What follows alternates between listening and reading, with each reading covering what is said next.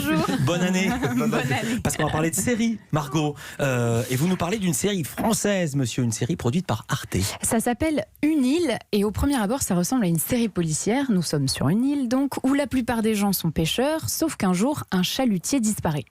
On a reçu un appel des insulaires. Les gardes-côtes ont signalé 2 disparitions inquiétantes. Des pêcheurs. Ils ont trouvé une femme à bord. Dans la cale. Pas de vêtements, pas de papier d'identité. C'était peut-être une migrante ou un trafic. C'est donc là que commence une enquête pour retrouver les pêcheurs disparus, évidemment, mais aussi déterminer qui est cette femme mystérieuse interprétée par Laetitia Casta. Un policier vient du continent pour prendre les choses en main et il se trouve que cette femme, il la connaît déjà très bien. La femme que vous avez trouvée sur le bateau, c'est pour elle que je suis ici. Je la traque depuis 10 ans.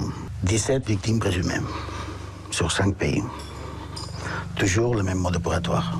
Victime de sexe masculin, pas de traces de coups ou d'empoisonnement, pas la moindre blessure, et du sel sur les lèvres. J'adore sa voix, c'est pas lui qui jouait dans Harry, un ami qui vous du bien? Si, bien sûr, Comment c'est Sergi s'appelle-t-il? Lopez. Ah, j'adore. Donc, pas de traces de coups, pas de blessures, du sel sur les lèvres, tout cela est bien mystérieux et ça vient bouleverser, on s'en doute, la vie sur l'île, notamment la vie de Chloé, une jeune fille un peu bizarre elle aussi. Elle a été retrouvée quand elle était enfant, abandonnée dans une grotte. C'est elle, le personnage principal de la série. Donc toute l'intrigue, ça va porter à la fois sur les meurtres et sur cette jeune fille. Mais comme vous l'avez dit, ça ressemble à une série policière, donc j'imagine, je vous connais, qu'il y a plus que ça. Et oui, parce qu'en fait, très vite, on va plonger du côté plutôt du fantastique. On comprend dès le début, dès le premier épisode, que la femme qu'on a trouvée sur le bateau et que tout le monde va se mettre à chercher après, n'est pas tout à fait normale, pas tout à fait humaine en fait. Mais surtout, il y a beaucoup plus qu'une enquête dans cette histoire. C'est-à-dire, comment ça? Je ne vais pas vous raconter évidemment, mais derrière l'intrigue, il y a une métaphore qui est assez bien vue sur les relations de l'homme à la nature, comment il a cessé de la respecter et comment elle va finir par se venger. En fait, c'est une série écolo. Et malgré le côté fantastique, c'est très ancré dans la réalité. Donc l'île du titre, elle n'est jamais nommée. Mais enfin, il n'y a que des petits villages où tout le monde se connaît, où on veille les morts avec des chants polyphoniques. Ça ressemble quand même. Ah ouais, ça ressemble à la Corse. C'est le village de Cyril Eldin. C'est le village de Pipou. Ça pourrait être Corse, Pipou. Ouais. Pipou. Ouais. Donc évidemment, ça ressemble à la Corse. D'ailleurs, la série a été tournée là-bas et justement, elle montre à la fois la beauté de l'endroit et puis les difficultés économiques, environnementales, puisque tout cela se déroule sur fond d'une crise de la pêche.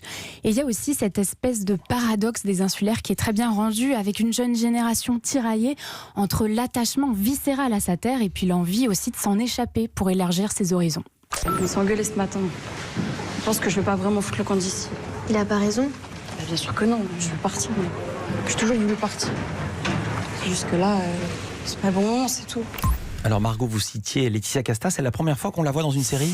Oui, elle avait fait quelques téléfilms, mais là c'est vraiment la première fois qu'elle joue dans une série proprement dite. Un rôle très intéressant d'ailleurs, parce qu'elle ne parle quasiment pas une ligne de dialogue. En revanche, je vous ai dit, c'est une femme très bizarre, pas tout à fait humaine, et donc elle a beaucoup travaillé sur sa démarche et sa façon de bouger avec une célèbre chorégraphe, Blancali. Le résultat est assez impressionnant, Laetitia Casta habite vraiment le rôle. Donc on retrouve Sergi Lopez, je vous le disais tout à l'heure. Je vous ai spoilé, mais j'aimerais mieux la voir. Dans la peau de l'enquêteur. Et puis du côté des têtes pas encore très connues, mais qui vont le devenir à mon avis, il y a Noé Habitat qui joue Chloé. Alors elle, c'est une jeune actrice qu'on a vue dans plusieurs films récemment, notamment Le Grand Bain de Gilles Lelouch. Et pour lui donner la réplique, Alba Bellucci. Alors elle, vous l'avez peut-être vue si vous regardez Le Bureau des légendes, puisque c'est la fille de Mathieu Kassovitz dans Le Bureau des légendes. Et alors vous dites que c'était sur Arte, quand est-ce que ce sera diffusé? Alors Une île, c'est disponible dès aujourd'hui sur internet, sur arte.tv, et si vous voulez la voir à la télévision, ce sera jeudi prochain et le suivant en prime time.